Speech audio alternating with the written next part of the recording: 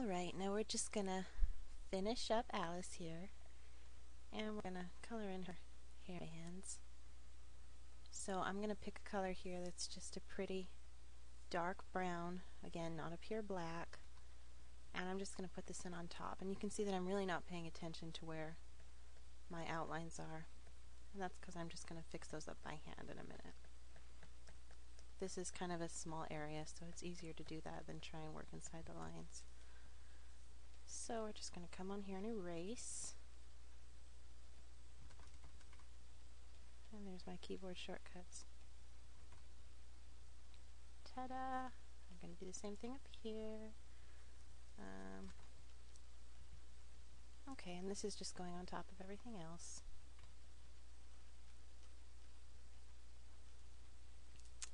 Alright, and then she's got another hairband down here, which is not canon, but I put it in because I like it.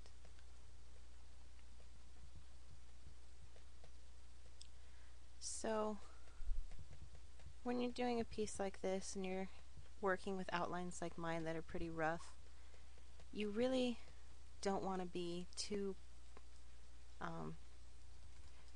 too picky about how closely you follow your outlines, because sometimes, like these lines around her face here, those are pretty thick.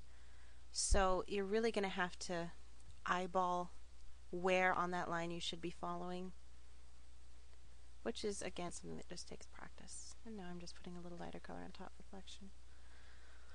But, yeah, knowing which, or when you're inking, knowing which line you want to use.